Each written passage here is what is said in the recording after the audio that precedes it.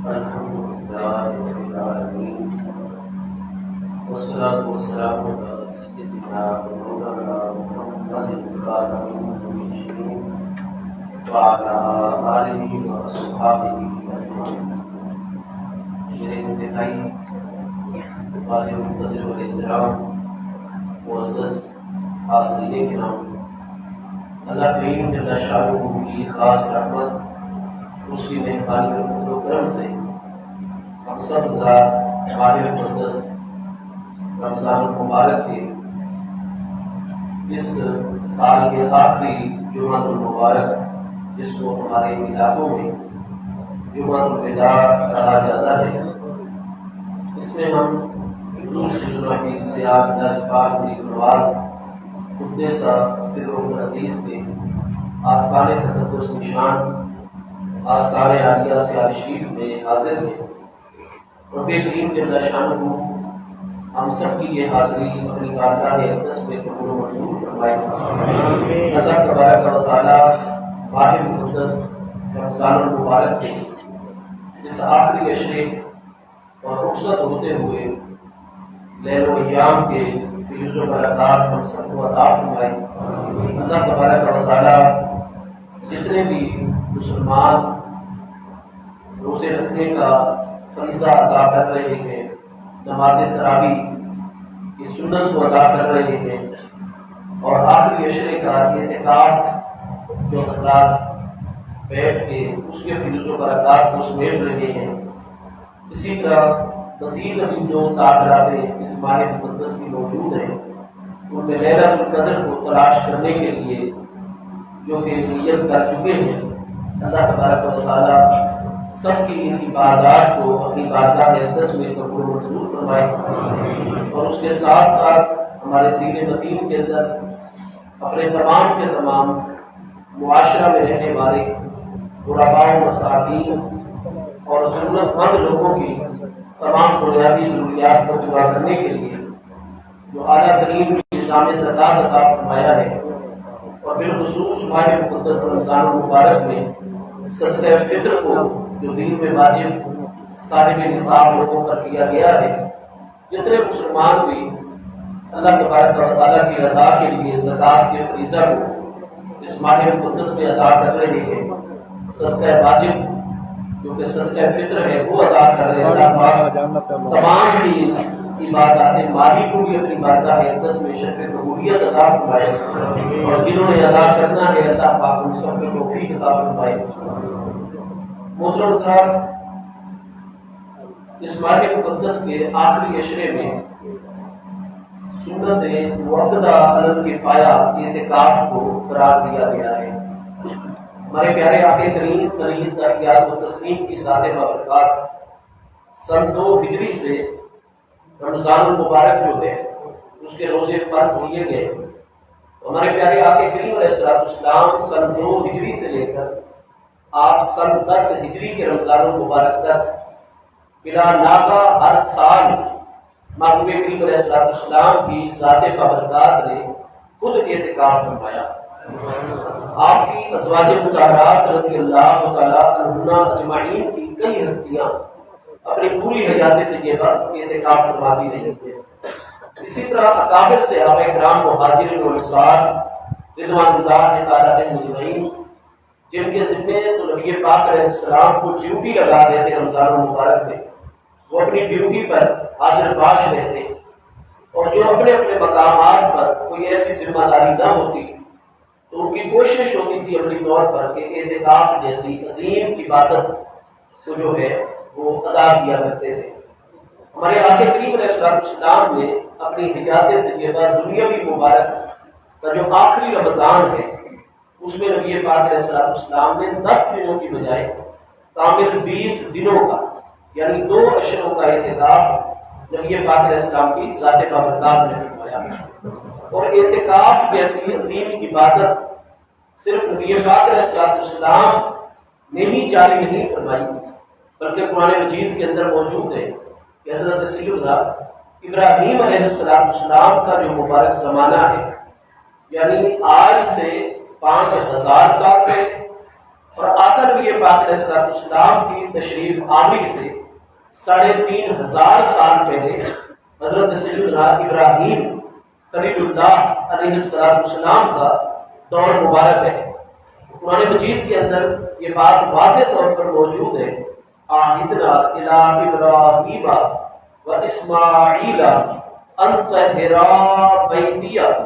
للطائفین والعاکفین والرکع السجود۔ اللہ پاک ارشاد فرماتے ہیں کہ عہدنا، ہم نے عہد لیا تھا، پکا وعدہ اور عہد لیا تھا۔ کن سے عہد لیا تھا؟ ابراہیم و اسماعیل، اپنے پیارے خلیل حضرت ابراہیم بن تعلق علیہ السلام سے بھی، اور اپنے پیارے زبیب اپنے سچے رسول اسماعیل بن ابراہیم علیہ السلام سے بھی۔ تو فرمایا ہم نے حضرت ابراہیم علیہ السلام، حضرت اسماعیل علیہ السلام، ان دونوں اپنے پیارے رسولان اسلام سے عہد لیا تھا، ان طہرا بیتیا،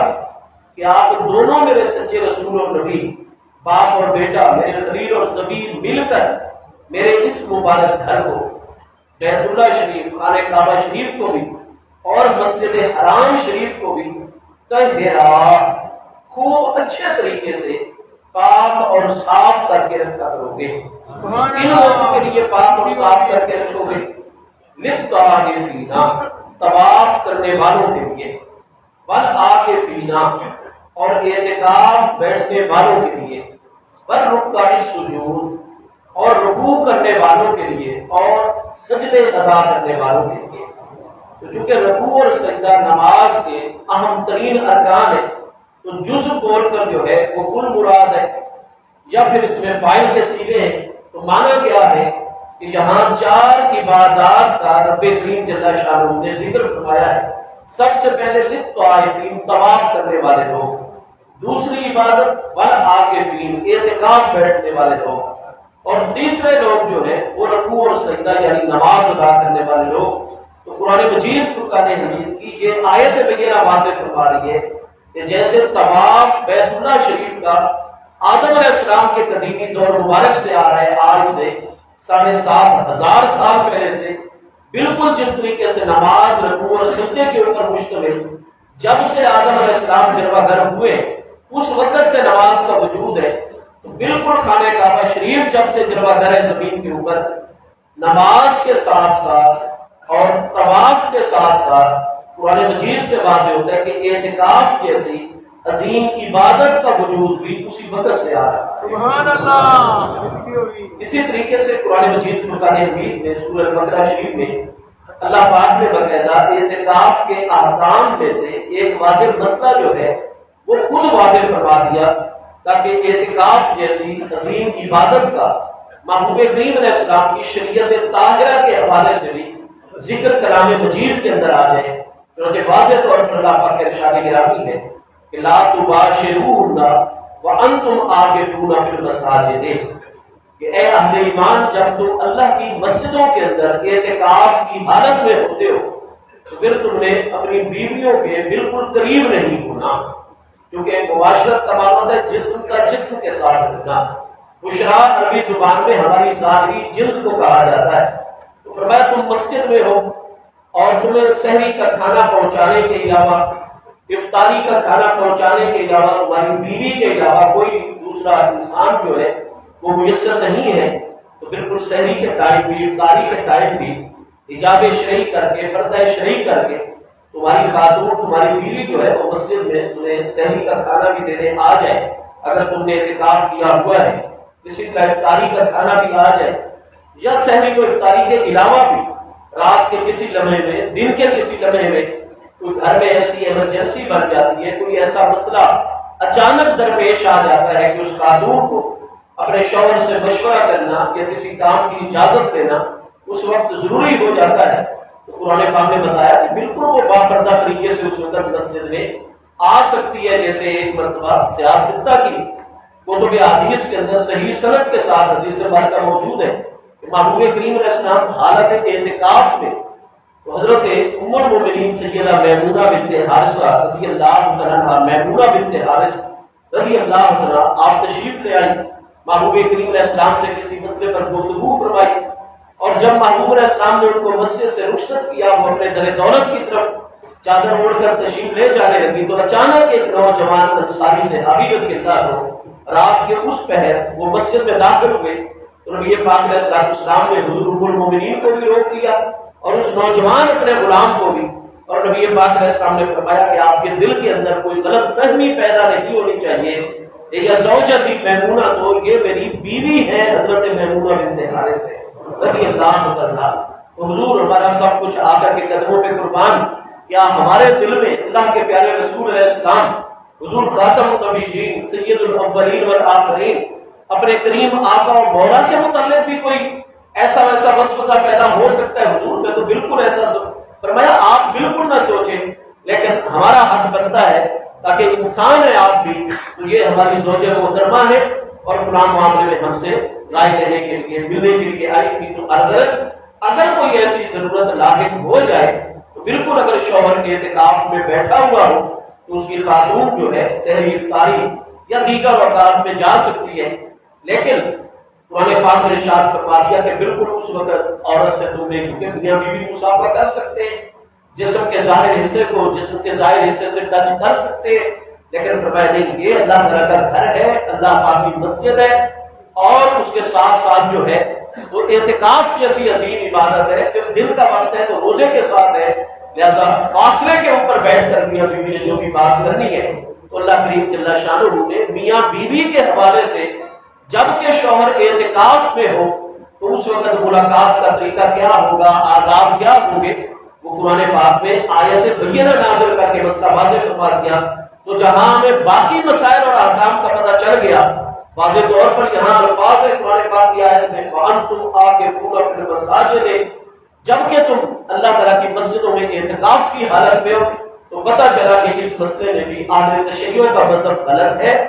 یہ لوگ جو کہتے ہیں کہ اعتکاف کسی قسم کی کوئی، جیسے وہ تراویح کی عبادت نہیں بجا لاتے،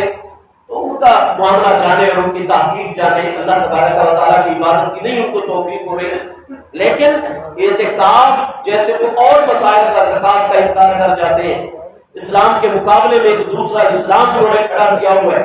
اس کے ساتھ ساتھ جیسے زکات کے منکر ہے، نماز تراویح کے منکر ہے، تو وہ اعتکاف کا بھی جو ہے وہ انکار اکثر ان کے لوگ کر جاتے ہیں۔ تو یاد رکھیے کہ اعتکاف کی عبادت کوئی بعد میں نہیں بنائی گئی، بلکہ قرآن پاک یہ ارشاد فرماتا ہے کہ حضرت ابراہیم علیہ السلام کے دور مبارک میں باقاعدہ مسجد حرام شریف میں جیسے طواف ہوتا تھا، نماز پڑھی جاتی تھی، والعاکفین اعتکاف بھی اسی طریقے سے کیا جاتا تھا، اور قرآن مجید میں محمود علیہ السلام کی شریعت مبارکہ میں بھی باقاعدہ اعتکاف کو عظیم عبادت قرار دیا، اور اعتکاف کے متعلق ایک دو مسائل کا ذکر اللہ پاک نے قرآن میں نازل فرما کر اعتکاف کو باقاعدہ ایک ہمارے لیے عظیم عبادت جو ہے وہ قرار دیا۔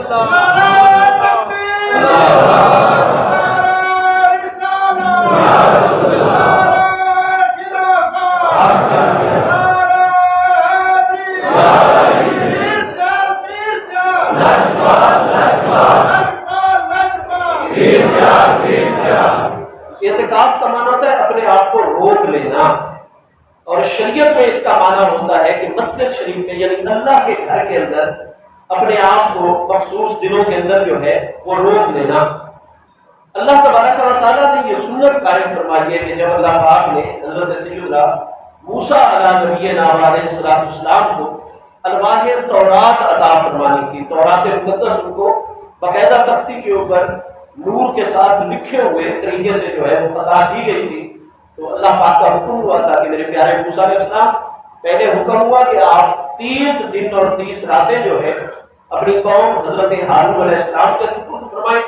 وہ ان کی رہنمائی فرمائیں گے اور ان کی حفاظت بھی فرمائیں گے، اور آپ کوہ طور کے اوپر جو ہے تو آپ مرکز تجلی کے اوپر آ جائیں، اور 30 دن اور 30 راتیں جو ہے وہ آپ نے یہاں قیام فرمانا ہوگا، اور بالکل خلق کی طرف آپ نے توجہ نہیں فرمانی، بلکہ آپ کی ظاہر اور باطن تمام کی تمام توجہ مجھے اللہ پاک جل شانہ کی بارگاہ کریم کی طرف ہوگی۔ انہوں نے جب 30 دن 30 راتیں مکمل فرما دیے تو پھر حکم آ گیا کہ 10 دن اور 10 راتیں آپ مزید جو ہے یہاں پر اعتکاف کی حالت میں بسر فرمائیں۔ تو قرآن پاک میں اس کا واضح بیان موجود ہے، اذ وعدنا موسیٰ 40 لیلۃ، اس وقت کو یاد کیجئے جب ہم نے موسیٰ علیہ السلام سے وعدہ لیا تھا 40 راتوں کا دنوں سمیت کوہ طور کے اوپر قیام کرنے کا. تو جیسے ہمارے حضرت اعلیٰ حضور سیدنا پیر سیال لجپال غریب نواز قدس سر العزیز اعلیٰ حضرت سیاسی غریب نواز رضی اللہ عنہ، ہمارے مشائخ چشتیہ، دیگر ہمارے روحانی سلاسل کے مشائخ اعظام رضوان اللہ تعالی اجمعین، تو وہ باقاعدہ جیسے خلوت 40 دنوں کا چلہ کہ مخلوق سے بالکل توجہ ہٹا کر اور اپنے آپ سے بھی توجہ ہٹا کر صرف اور صرف اللہ پاک کی بارگاہ کی طرف لو لگا لینا. تو حضور پیر سیال نے بھی جب یہ چلہ کیا تھا مسجد حضوری رہ چنار رہ جیلر کی طرف سیال شریف سے مغرب کی طرف، تو آپ کو پتہ ہے کہ پھر اس کے اختتام کے اوپر خود ہمارے پیارے آقا کریم علیہ السلام تشریف لائے تھے اور جاگتے ہوئے حضور پیر سیال لجپال کی دستار بندی فرمائی. اس طریقے سے 40 دنوں کا ہو یا یہ آخری اشرا، تو یہ باقاعدہ اللہ اور اس کے پیارے محمود علیہ السلام کے احکام میں شامل ہے. اعتکاف چونکہ قرآن پاک میں بھی لفظ آ گیا فی المساجد وانتم عاکفون فی المساجد، اور آپ جانتے ہیں کہ مسجد کی 2 قسمیں ہوا کرتی ہیں، مسجد حقیقی اور مسجد حکمی. تو مسجد حقیقی ہوتی ہے مسجد کا حال، جیسے کہ ہم اندر بیٹھے ہوئے ہیں تو یہ مسجد کا حال یہ حقیقی مسجد ہے. اسی طرح فرائض مسجد کے اندر جو مسجد کا صحن ہوتا ہے، مسجدوں میں برآمدے ہوتے ہیں صحن اور حال کے درمیان میں، جہاں جہاں انتظامیہ مقرر کر دیتی ہے کہ یہاں باقاعدہ نمازی قیام رکوع سجدہ نماز کے لیے سے کریں گے، تو وہ مسجد کا حال کمرہ ہو، مسجد کا برآمدہ ہو یا مسجد کا صحن ہو، یہ ہوتی ہے مسجد حقیقی. اور آپ کو پتہ ہے کہ پھر آپ کو امام صاحب کے رہنے کے لیے مسجد کے ساتھ کوئی نہ کوئی کتابیں رکھنے کے لیے، ان کی بنیادی ضرورت کی چیزیں رکھنے کے لیے آپ ایک کمرہ امام صاحب کے لیے مختص کر دیتے ہیں، ایک اسٹور روم بنا دیتے ہیں جس میں لاؤڈ اسپیکر اور اس کی متعلقہ چیزیں رکھ دیتے ہیں، دریا وغیرہ پنکھے وغیرہ مسجد کی ضرورت کی چیزیں وہ اسٹور کا ہو گیا. اسی طرح وضو خانے کی بھی ضرورت ہوتی ہے اور غسل خانے کی بھی نہانے کے لیے ضرورت ہوتی ہے. پھر نمازیوں نے جہاں اپنے جوتے اتارنے ہوتے ہیں کیونکہ مسجد شاعر اللہ میں سے ہے، قرآن پاک میں اللہ پاک کا فرمان ہے میں مسجد شاعر اللہ فإنها من تقوى القلوب، اس وقت تک دل کا تقوی نہیں حاصل ہوتا، بندہ سچا متقی بن نہیں سکتا جب تک شاعر اللہ اور زمین پر موجود اللہ کی آیات اور اللہ کی نشانیوں کی تعظیم اور ادب نہ کرے. تو مسجد تو سب سے بڑے شاعر اللہ میں شامل ہے، لہذا جوتے پہن کر مسجد میں جانا بے ادبی تصور کیا جاتا ہے. تو پھر مسجد انتظامیہ کو ضرورت ہوتی ہے کہ وہ مسجد کے ساتھ ساتھ ایسی جگہ بھی مختص کر دیں جہاں نمازی حضرات اپنے جوتے اتار سکیں گے، اور کسی کو اگر کوئی جو ہے یہ مکروہ تنزیہی ہوتا ہے تمباکو نوشی جو ہے شریعت میں، اس سے جہاں تک ہو سکے بچنا چاہیے کیونکہ اس کی جو بو ہوتی ہے وہ بہت ہی کری ہوتی ہے اور مکروہ قسم کی ہوتی ہے. اور آقا کریم علیہ السلام کا تو فرمان گرامی صحیح سند سے مسلم شریف پہلی جلد ابواب الصلاۃ میں موجود ہے. اسی طریقے سے دیگر کتنی کتابوں میں نبی پاک علیہ السلام نے فرمایا من آکل من هذه الشجرة اے من السوم، فرمایا جس نے لہسن جس کو ہم تھوم کہتے ہیں، لہسن جس نے کچا کھایا ہوا ہو اور اس کی سمیل بو ابھی تک اگر منہ میں موجود ہو، یا جس نے کچا پیاز جو ہے وہ کھایا ہوا ہو یا مولی کھائی ہوئی ہو اور اس کی بو جو ہے اور اسمیل منہ میں موجود ہو، محبوب علیہ السلام نے فرمایا جو بھی اس پودے میں سے کچھ کھا کر آئے گا اور اس کی سمیل اور بو ابھی تک اس کے منہ میں موجود ہوگی، تو فرمایا ہماری مسجد کے اندر آنا تو گجا فلا یقرب بمسجدنا، وہ ہماری مسجد کے قریب بھی نہ آئے، کیونکہ اس سے فرشتوں کو بڑی شدید تکلیف ہوتی ہے. محبوب کریم علیہ السلام کثرت کے ساتھ مسواک فرماتے ہیں اور مسواک کرنے کا حکم بھی ارشاد فرماتے ہیں. اگر یہ پاک علیہ السلام کی حدیث صحیحہ کے اندر ہے، صحیح بخاری شریف، صحیح مسلم شریف، لولا اشق علی امتی، اگر مجھے اپنی امت کے مشقت میں مبتلا ہو جانے کا خوف اور خطرہ نہ ہوتا لامرتہم بالسواک عند کل صلاۃ، تو میں اپنے امتیوں کو قیامت تک کے لیے مردوں عورتوں کو حکم ارشاد فرما دیتا کہ جب بھی نماز کے لیے وضو کیا کرے اس وضو کے اندر مسواک ضرور کر دیا کرے. لیکن فرمایا چونکہ مجھے امت کے مشقت میں مبتلا ہو جانے کا خطرہ ہے. قرآن پاک ارشاد فرماتا ہے عزیز علیہ ما عنتم حریص علیکم بالمؤمنین رؤوف رحیم. 11ویں پارے سورہ توبہ شریف میں ارشاد فرمایا عزیز علیہ ما عنتم، ہر وہ بات ہر وہ کام جو محبوب علیہ السلام کے امتیوں کو مشقت کے اندر مبتلا کرتا ہو، وہ محبوب علیہ السلام پر بڑا بھاری اور گراں ہو کر گزرتا ہے، تو محبوب علیہ السلام کو امت بہت زیادہ پیاری ہے۔ تو آپ فرماتے ہیں کہ کتنے سارے ایسے احکام ہیں کہ فرمایا ہم نے ان کی طرف امت کو متوجہ فرما دیے لیکن ان کو فرض نہیں قرار دیا۔ عشاء کی نماز کے بارے میں محبوب علیہ السلام کا فرمان ہے کہ اگر امت کے مشقت میں مبتلا ہو جانے کا خطرہ نہ ہوتا تو میں آدھی رات تک کے لیے عشاء کی جماعت کو مؤخر کر دیتا، آدھی رات کے وقت، لیکن فرمایا لوگوں نے دنوں کو کام کاج کیا ہوتا ہے تو پھر عشاء کی جماعت ہم اول وقت میں فرمایا کروا دیتے ہیں۔ حضور پیر سیال لجپال غریب نواز چونکہ فنا فی الرسول کے اعلیٰ ترین مقام کے اوپر فائز ہیں، تو آپ فنا فی الرسول کے تمام مراحل کو طے کر کے بقا فی الرسول کے اعلیٰ ترین مقام پر فائز ہیں۔ تو اس لیے اعلیٰ حضرت سیالوی غریب نواز رضی اللہ عنہ، حضور ثانی غریب نواز رضی اللہ عنہ، حضور ثالث سیدنا مجاہد اعظم خواجہ محمد ضیاء الحق کے دین قدس سر العزیز اور حضرت رابع کریم حضور سیدنا شیخ الاسلام المسلمین قمر الملت الدین غریب نواز رضی اللہ عنہ، ان ہستیوں کے دور میں بھی نماز عشاء کا وقت مقرر نہیں تھا۔ مغرب کا لنگر شریف ہوتا تھا، اس کے بعد مجلس خانے میں نورانی محفل قائم ہو جاتی تھی اور رہنمائی ہوتی تھی، ذکر و اذکار ہوتے تھے، معاملات، اور پھر جا کر کہیں عشاء کی نماز کے لیے وقت۔ لیکن حضور امیر شریعت حضور خواجہ خواجگان قطب دوران سیدی علامہ حافظ خواجہ محمد حمید الدین سیالوی صاحب غریب نواز رضی اللہ تعالیٰ عنہ، پھر بھی بھائیوں پر شفقت، کیونکہ کریم ہستیاں ہیں کہ اب لوگوں کے معاملات امور سارے کے سارے ٹائم کے مطابق چل رہے، اور محبوب علیہ السلام کا بھی فرمان گرامی ہے کہ مشقت سے لوگوں کو بچانا ہے، لہذا حضور امیر شریعت غریب نواز نے پھر یہ ٹائم کا معاملہ فکس کروا دیا، ورنہ پہلے اسی طریقے سے آستان مقدس پر بھی تھا کہ حضور شیخ الاسلام غریب نواز کا طریقہ تھا کہ محبوب علیہ السلام کی سنت شرعی تو قضا ہونے کا تصور ہی نہیں ہو سکتا، جو محبوب علیہ السلام کی سنت طبعی بھی ہوتی تھی، حضور شیخ الاسلام اس کو بھی اپنی حیات طیبہ میں کبھی قضا نہیں ہونے دیا۔ بہرحال متوجہ فرما دیا کہ مسواک کی شریعت طاہرہ کے اندر اہمیت اتنی زیادہ ہے کہ میرے امتیوں اس کو جو ہے وضو میں اگر تمہاری مشقت کا مجھے خوف نہ ہوتا تو میں اس کو 5ویں فرض کے طور پر جو ہے شامل کر دیتا۔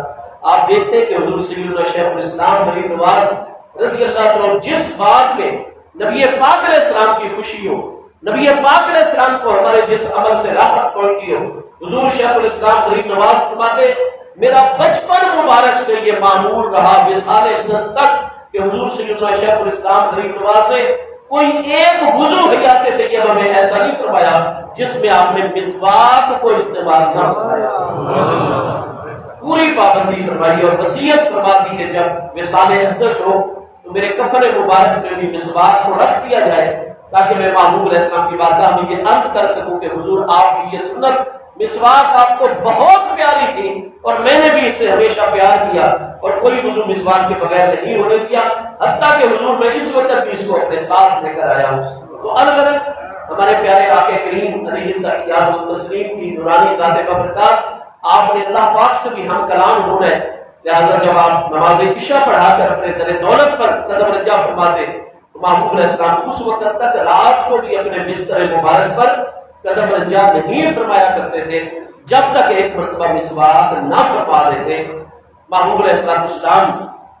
نے تو اللہ پاک سے ہم کلام ہونا ہے، جبریل امین علیہ السلام سے ہم کلام ہونا ہے، لیکن جب ہم لوگ بھی نماز ادا کرتے ہیں تو جیسے ہی تکبیر تحریمہ اللہ اکبر کے اندر نماز شروع کرتے ہیں تو اللہ تبارک و تعالیٰ کے کتنے سارے فرشتے جن کی خوراک ہی یہی چیز ہے وہ سارے کے سارے ہماری پشت کے پیچھے آ جاتے ہیں، اور نمازی جیسے کہ اللہ اکبر کہہ کر نماز شروع کرتا ہے تو حدیث صحیح کے اندر ہے کہ وہ فرشتہ بالکل اپنا سینہ ہماری پشت کے ساتھ لگا دیتا ہے اور اپنا منہ قریب کرتا چلا جاتا ہے، کیونکہ ہم جو الفاظ ادا کر رہے ہوتے ہیں ان کا ایک نور ہوتا ہے جس کو اس فرشتے نے حاصل کرنا ہوتا ہے۔ تو اگر ہمارے منہ سے سمیت اور بو نہ آئے تو وہ اپنا منہ بالکل ہمارے منہ کے ساتھ لگا لیتا ہے، خوش ہو جاتا ہے اور ہمارے حق میں دعا کرتا ہے، اور اگر ہمارے منہ سے اس وقت سمیل آ رہی ہو، بو آ رہی ہو خدا نہ خواستہ تو وہ فرشتہ ناراض ہوتا ہے، اسے ایذا و تکلیف پہنچتی ہے، وہ فوراً پیچھے ہو جاتا ہے اور اللہ کی بارگاہ میں التجا کرتے کہ اللہ پاک اس کی نماز کو اس کے منہ پر دے مارا جائے جس کو ذرا بھی اس چیز کا خیال اور احساس نہیں ہے۔ تو اس لیے محبوب کریم علیہ السلام نے حکم جاری فرما دیا کہ جس نے کچا پیاز کھایا ہوا ہو، ہاں اگر اس کو پکا لیا جائے تو پیاز بڑی اچھی چیز ہے، لہسن بہت اچھی چیز ہے، اس سے جو ہے ہمارا خون صاف ہوتا ہے، اس کے پیدا کرنے کا بہت بڑا مقصد ہے۔ تو بھائی ایسا ہے کہ اس کو بالکل آپ سبزیوں میں استعمال کریں، لیکن اس کو تڑکا لگائیں، اس کو پکا کر استعمال کریں۔ کچا پیاز اگر کھائیں تو پھر مسواک کر لیں، برش کا استعمال کریں، کوئی الائچی وغیرہ فوراً اس کے بعد روزہ لیں گے، اور ظاہر ہے کہ رات کے وقت استعمال ہوگی، آپ ایسی چیزوں کا پورا خیال کریں گے۔ اور مولی وغیرہ وہ بھی ظاہر ہے ہمارے جگر کے لیے انتہائی ضروری چیز ہے، لیکن وہ بھی اگر کچی کھانی ہو اور نماز کا ٹائم ہو جائے تو مسواک ضرور کریں، اس کی بو کو ختم کر کے، اسمیل کو ختم کر کے پھر آپ نے اللہ کے گھر میں قدم رکھنا ہے، ورنہ نبی پاک علیہ السلام کا فرمان ہے من اکل من هذه الشجرة اے من السوم، جس نے پیاز لہسن کچی مولی کھائی ہے تو پھر ہماری مسجد کے قریب بھی نہ آیا کرے۔ میرے دوستو، محبوب کریم علیہ التحیات و تسلیم کی نورانی ذات بابرکات آپ نے جہاں یہ حکم ارشاد فرمایا ہے، اس کے ساتھ ساتھ ہمارے پیارے مصطفیٰ کریم علیہ التحیات و تسلیم آخری 2 عشرے جو ہے یہ آخری سال سن 10 ہجری کے رمضان مبارک میں محبوب علیہ السلام نے 2 عشروں کا 20 دن کا اعتکاف فرمایا، اور اللہ کریم کی بارگاہ عظیم وہ ہے کہ بڑے سے بڑا گناہ گار بھی جب رب کریم کے دروازے پر آ جاتا ہے تو رب تبارک و تعالیٰ اس کو پھر خالی ہاتھ نہیں لوٹاتا، خالی ہاتھ اس کو نہیں لوٹاتا، یہاں تک کہ کوئی بڑے سے بڑا نافرمان اور گناہ گار بھی ہو، جب ایک مرتبہ رب تعالیٰ کی بارگاہ میں آ کر روئے، التجا کرے، دعا کرے، اللہ پاک اتنا ناراض ہو تو اللہ پاک اس سے رخ رحمت پھیر دیتا ہے، اللہ پاک نہیں توجہ فرماتا، وہ گناہ گار دوبارہ پھر آ جاتا ہے اللہ پاک کے دروازے کے اوپر، اللہ پاک دوسری مرتبہ بھی اعراض فرماتا ہے، لیکن وہی گناہ گار جب تیسری مرتبہ بھی آ جاتا ہے، روتا ہے، دعائیں کرتا ہے، التجائیں کرتا ہے، تو اللہ تبارک و تعالیٰ اقبل آ گئی ہے، اللہ پاک اس کی طرف متوجہ ہو جاتا ہے، اور اللہ پاک فرماتا ہے یا ملائکتی قد استحییت من عبدی، اے میرے فرشتوں اب مجھے اپنے اس بندے سے حیا آنے کا دیکھیں، گناہ گار بہت بڑا ہے، خطا کار بہت بڑا ہے، اس نے ناراض مجھے بہت زیادہ کیا ہوا تھا، یہ 2 مرتبہ پہلے آیا ہے، میں نے توجہ رحمت نہیں فرمائی، لیکن وہ میرا دروازہ تو پھر بھی نہیں چھوڑ رہا، تیسری مرتبہ آ کر رو رہا ہے، تو اب اسے خالی لوٹاؤں، مجھے اپنے بندے سے حیا آتی ہے، لہذا غفرت لہو، گواہ ہو جاؤ، شاہد گواہ ہو جاؤ، میں نے اس کے پچھلے گناہوں کو معاف کر دیا،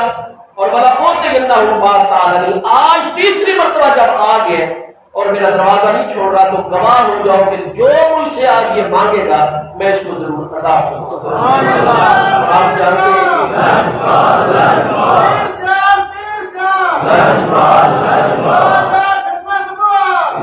اعتکاف تو وہ عظیم عبادت ہے کہ جس میں بندہ اپنا سارا کچھ چھوڑ کے اپنا کاروبار، گھر بار، سارے معاملات رب کریم کے دروازے کے اوپر آ جاتا ہے، پھر جو کچھ اعتکاف والا مانگتا ہے اسے پھر عید والی رات ادا کر دیا جاتا ہے، اور جو اللہ کی رضا کی خاطر اعتکاف کرتا ہے 10 دن اور 10 راتوں کا، یعنی آخری عشرے کا 20ویں رمضان کو غروب آفتاب سے پہلے وہ مسجد میں اعتکاف کی نیت سے بیٹھ جاتا ہے، اور شوال کا چاند طلوع ہونے کے بعد دعا کر کے جاتا ہے۔ محبوب علیہ السلام نے فرمایا روئے زمین میں جہاں بھی اللہ کی مسجد میں رمضان کے آخری عشرے کا جو بھی میرا امتی مرد عورت جوان بزرگ اعتکاف کریں گے، فرمایا کہ اس کو ایک مقبول حج اور مقبول عمرے کا ثواب اللہ پاک نام ہے، اور جو حضور پیر سیاد لجپال غریب نواز کے آستان پر ہے تو پھر آستان عالیہ کے فیوز و برکات اور حضور پیر سیاد لجپال کے قرب کے انوار کی ساتھ حاصل کر لیں، استقامت اس میں رکھنی چاہیے۔ تو میں عرض کر رہا تھا کہ مسجد کی چونکہ 2 قسمیں ہوتی ہیں، مسجد حقیقی اور مسجد حکمی، اعتکاف والے کے لیے لازم ہوتا ہے کہ اس نے مسجد حقیقی کے اندر رہنا ہے، اس لیے مسجد کے متصل جو کمرے وغیرہ ہوتے ہیں اس میں وہ نہیں جا سکتا، بغیر ضرورت کے جوتیوں والی جگہ پر نہیں جا سکتا، صرف طہارت کے لیے وہ طہارت خانوں میں جائے گا، اور کسی سے ادھر کپے شپے نہیں پیر کھڑے ہو کر انتظار کرنا پڑے، ادھر خاموشی سے کھڑا رہے، اللہ پاک کی طرف توجہ رکھے، اپنی طہارت کرے، وضو والی جگہ پر آ جائے، وضو کرے اور جیسے ہی وضو مکمل کرے پھر 1 منٹ کی تاخیر کیے بغیر فوراً مسجد حقیقی کے اندر اعتکاف والا بندہ آ جائے۔ اعتکاف کرنا تو ہوتا ہے سنت موقدہ علی الکفایہ، لیکن جب نیت کر کے آپ 20 رمضان کو غروب آفتاب سے پہلے مسجد میں اعتکاف کی نیت سے بیٹھ جاتے ہیں تو اب اس کا پورا کرنا واجب ہو جاتا ہے۔ پورا کرنا صرف سنت نہیں ہے، قرآن پاک میں لا تبطلوا اعمالکم، ایمان والوں جو عمل شروع کرو آپ اس کو باطل نہ کیا کرو۔ اس لیے سیدنا امام اعظم ابو حنیفہ رضی اللہ عنہ کا مذہب ہے کہ اعتکاف کو پورا کرنا پھر واجب ہو جاتا ہے، اور آپ کو پتہ ہے کہ جمعے کا غسل جو ہے وہ سنت ہے، اور واجب کو سنت کی خاطر نہیں چھوڑا جا سکتا۔ تو جیسے حج کے موقع پر ہوتا ہے کہ احرام کی حالت میں آپ نے پہلے غسل کر لیا نفلی طور پر، اس کے بعد آپ نے احرام باندھ دیا، تو پھر اللہ تعالیٰ کے دروازے پر آپ حرم شریف میں جتنا عرصہ رہتے ہیں تو جو بھی مارنے کا حکم نہیں ہے، کنگھی کرنے کا حکم نہیں ہے، بال جو ہے وہ خارش بھی کرنی ہے تو آرام سے ہاتھ کے رومال پھیرنا ہے تاکہ بال نہیں اکھڑنا چاہیے، اور آپ جتنے میلے کچیلے ہو جائیں گے حالت احرام میں رب کریم کی رحمتیں اور قبولیتیں اتنی آپ کے شامل حال ہو سکتی۔ اعتکاف میں بھی یہی بات ہے کہ اعتکاف میں آپ اللہ تعالیٰ کے دروازے پر آ گئے ہیں، آپ جتنا خستہ حالی کی طرف چلے جائیں گے، جتنے بکھرے ہوئے بال آپ کے ہو جائیں گے، آپ وضو کریں، ذرا وضو مبالغے کے ساتھ کر لیا کریں، بہت زیادہ اگر کوئی گھبراہٹ ہو رہی ہے تو تولیہ لے لیں، کپڑا لے لیں، وہ گیلا کروا لیں، اور وہ اپنے جسم کے اوپر آپ اپنے اعتکاف والی چادر میں جا کر جسم کے اوپر پھیر لیں، لیکن آپ کو نہانے کی جب تک غسل فرض نہیں ہوگا نہانے سے آپ پرہیز کریں گے، اور اسی طریقے سے آپ آئے اللہ کے دروازے پر آخری عشرے میں، تو اگر ادھر ان 10 دنوں میں بھی بیٹھ کر یا 9 دنوں میں بیٹھ کر اگر ہر وقت موبائل فون ہی استعمال کرنا ہے یا گپ شپ ہی لگانی ہے تو پھر مسجد کے آداب کی بھی خلاف ورزی ہو رہی ہے، روح اعتکاف کی وہ بھی متاثر ہو جاتی ہے۔ جتنا ہو سکے ہاں آپ موبائل فون رکھ سکتے ہیں،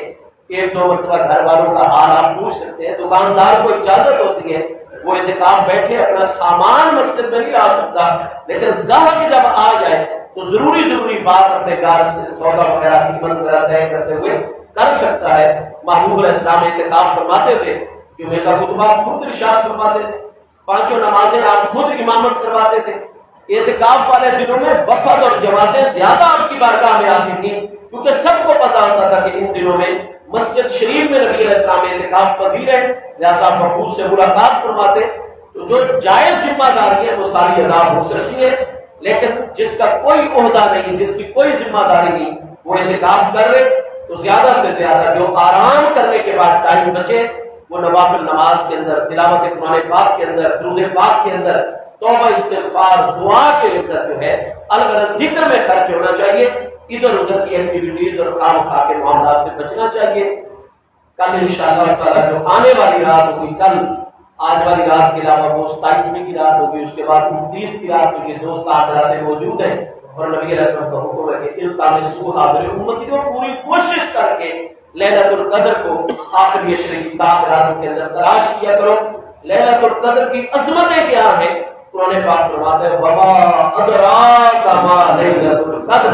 اے میرے عام بندے، میں اللہ نے جتنا تجھے علم عطا کیا، جتنا تجھے ذہنی صلاحیت عطا کی، جتنے تجھے قیاس کی اور استنباط استدلال کی قوت عطا کی ہے، تو ذاتی اپنی تمام کی تمام صلاحیتوں کو بھی بروئے کار لا کر لیلۃ القدر کی عظمتوں کو اگر سمجھنا چاہے تو تو نہیں سمجھ سکتا۔ تیری عقل، علم، فہم و فراست سے بھی لیلۃ القدر کی عظمتیں تو بہت آگے ہیں۔ فرمایا میں اللہ پاک تمہیں ذہن کے قریب کرنے کے لیے بات کو اتنا فرما دیتا ہوں کہ لیلۃ القدر خیر من 1000 شہر، 1000 مہینے کا ہر دن اور 1000 مہینے کی ہر رات، یہ 84 سال اور کئی مہینے بنتے ہیں۔ فرمایا تمہارے 84 سال اور کئی مہینے ایک طرف ہو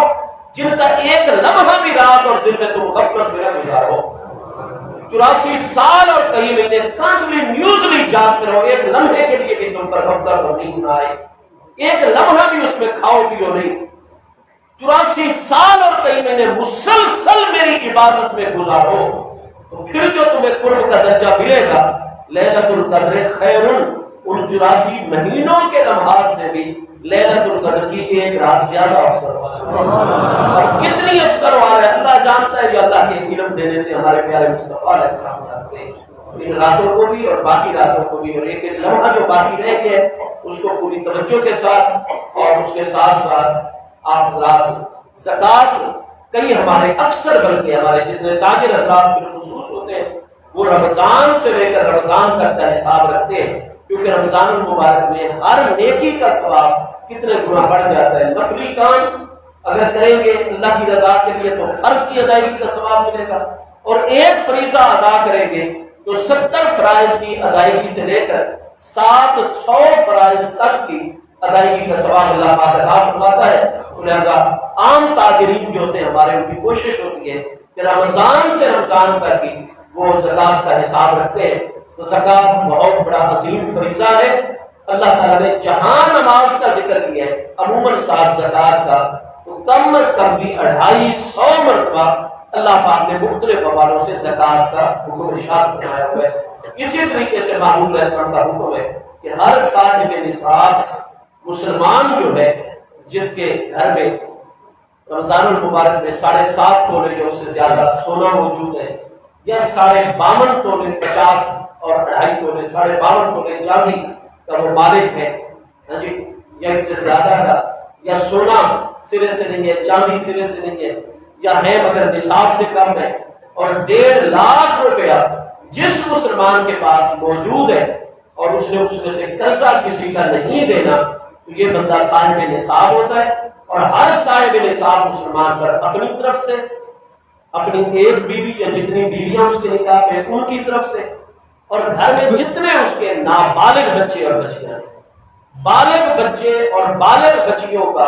صدقہ فطر گھر کے سربراہ پر نہیں ہوتا. اگر وہ بالغ بچے اور بچیاں خود صاحب نصاب ہیں ان پر صدقہ فطر آ جائے گا. اگر وہ خود جو ہے صاحب نصاب بالغ بچے نہیں ہوں گے تو ان پر صدقہ فطر نہیں ہوگا. تو گھر کے سربراہ پر یا والد صاحب پر اپنے گھر والوں یعنی بیویاں اور جتنے نابالغ بچے اور بچیاں ہیں. اسی طریقے سے عید والے دن یکم شوال المحرم اگر کوئی مہمان گھر میں آ گئے ہیں, رمضان میں آ کر عید سے پہلے چلے گئے, ان کا صدقہ فطر واجب نہیں ہوگا. ہاں عید والے دن جو اس کے پاس بطور مہمان ہوں گے تو ان کا صدقہ فطر بھی اسی کے ذمہ واجب ہو جائے گا. جانوروں پر زکوٰۃ آتی ہے. بھائی اگر آپ کے 5 گھوڑے ہیں یا اس سے زیادہ, تو اسی طریقے سے 5 اونٹ ہیں یا اس سے زیادہ, یا گائے اور بھینس ہے تو یہ جنس میں یہ 30 ہو جائے یا اس سے زیادہ ہو جائے, اور سال کا اکثر حصہ چراگاہوں میں چلے ہو تو پھر زکوٰۃ واجب ہو جائے گی. اور 30 گائے کے اوپر اور 30 بھینسوں کے اوپر 2 سال کی ایک گائے یا 2 سال کی ایک بھینس آپ زکوٰۃ دیں گے, جو اس کی قیمت لگوا کر وہ دیں گے زکوٰۃ کی نیت سے. بھیڑیں اور بکریاں ہیں تو 40 بھیڑیں بکریاں جب ہو جائے گی تو پھر 1 سال کی بھیڑ یا بکری زکوٰۃ آئے گی. عشر کا تعلق سونے چاندی اور روپے پیسے کے ساتھ ہے. اللہ پاک ہم سب کو عمل کی توفیق عطا فرمائے. آج جمعۃ الوداع ہے اور قضائے عمری جو ہے وہ نماز جمعہ کے نوافل اور دعا کے بعد جو ہے وہ ادا کی جائے گی. ہمارے جتنے فقہائے کرام رضوان اللہ تعالیٰ علیہ مجمعین ہیں ان کے ہاں تو قضائے عمری ثابت نہیں ہے, لیکن ہمارے مشائخ رضوان اللہ تعالیٰ علیہ مجمعین کا یہ پیارا عمل ہے. اور قرآن پاک ہمیں فرماتا ہے وَاتَّبِعْ سَبِيلَ مَنْ أَنَابَ إِلَيَّ کہ جو بھی میری بارگاہ کے مقبول اور منیب کرتے ہیں ان کے راستے کی پیروی کیا کرو. ہمارے شیخ کریم حضور پیر سیاہ نجبات غریب نواز کا معمول ہے, آخری جمعے کو قضائے عمری پڑھتے, لیکن یہ اب بھی حضور سیدنا شیخ الاسلام غریب نواز رضی اللہ عنہ کے حکم کے اوپر جو شاعر لکھی اور شاید اس کا کچھ حصہ ہوا ہے جو آپ نے اپنے قلم مبارک سے تحریر فرمایا تھا ادعیہ معصورہ. اس کے اندر خود حضور سیدنا شیخ الاسلام غریب نواز نے یہ مسئلہ واضح فرمایا ہوا ہے کہ قضائے عمری آپ پڑھیں گے جو اس کی وجہ سے کوئی تاخیر کمیاں کوتاہی ہے پچھلی نمازوں کی یا جو گناہ ہوتا ہے وہ انشاءاللہ تعالیٰ معاف قضا کرنے کا ہو جائے گا. لیکن جتنی نمازیں بھی کسی مسلمان کے ذمے ہوگی قضائے عمری کے 4 نفل کرنے کی وجہ سے وہ نمازیں نہیں معاف ہو جائے گی. جتنی آپ کے ذمے خدا نہ خواستہ قضائیں رہتی ہیں ان کا حساب کر کے جلد از جلد وہ آپ قضا نماز ادا کر دیں گے. وہ نماز آپ کو پڑھنی پڑے گی. ہاں اللہ کی رحمت سے امید ہے کہ جو ہماری نمازوں میں کمی کوتاہی ہوتی ہے، چونکہ یہ ہمارے مشائخ کا عمل ہے، اللہ کے پیاروں اور اللہ کاملین کا عمل ہے، اس کے انوار ہوں گے، فیوز و برکات ہوں گے، لیکن ذمہ جتنی نمازیں ہیں وہ پڑھنی پڑے گی۔ تو انشاءاللہ جمعے کے بعد 4 رکعتیں اسلام کے ساتھ قبلہ کاری صاحب ہمیں نیت کروائیں گے، اور اس کے بعد 4 رکعت، ہر رکعت میں سورہ فاتحہ کے بعد 7 مرتبہ آیت الکرسی شریف پڑھی جاتی ہے، 15 مرتبہ جو ہے سورۃ الکوثر شریف قیام میں پڑھی جاتی ہے۔ تو یہ بھی 20-25 منٹ کا عمل ہوتا ہے۔ اللہ تعالیٰ حضور پیر سیال اور اپنے تمام پیاروں کے صدقے قبول و منظور فرمائے۔ اللہ پاک آپ سب کو جزائے خیر عطا۔ جی فطرانہ زندہ باد۔ فطرانہ جو ہے وہ اب 3900 روپے کا ریٹ جو ہے وہ سرکاری طور پر نئی گندم کا مقرر ہو گیا، لیکن جو ہے چونکہ اوپن مارکیٹ میں ریٹ زیادہ ہے تو کم از کم بھی 250 روپیہ پر ہیڈ جو ہے وہ صدقہ فطر واجب ہے، 250 روپیہ۔ اللہ پاک ہم سب کو عمل کی توفیق عطا فرمائے۔ عید کے بعد انشاءاللہ تعالی بدھ کو عید ہے، 29 کا اس دفعہ چاند ہے، زیادہ یہی چانسز ہے، باقی جیسے اللہ کو منظور ہے۔ تو عید کے بعد جو اتوار آئے گا اس میں منگوانا کے اندر انشاءاللہ تعالی حضور پیر سیاد اتوار کانفرنس ہوگی، تو حضور پیر سیاد کی طرف سے تمام پیر بھائیوں کو اس میں دعوت بھی دی جاتی ہے۔ نماز عید الفطر کے بعد جو آنے والا اتوار ہوگا منگوانا میں انشاءاللہ حضور پیر سیاد کانفرنس ہوگی۔ آپ سب حضرات سنت ادا فرما لیں گے، رش بہت زیادہ ہے، اپنے پیر بھائیوں کا احساس کریں گے۔ اور میں نے پچھلی مرتبہ بھی عرض کیا تھا کہ اجتماع اور جہاں بہت رش ہو جائے اگلے والے نمازی کی پشت کے اوپر بھی سجدہ جائز ہوتا ہے، تو ایک دوسرے کا لحاظ کرتے ہوئے، خیال کرتے ہوئے آپ حضرات نماز ادا کریں گے۔ سنت ہے۔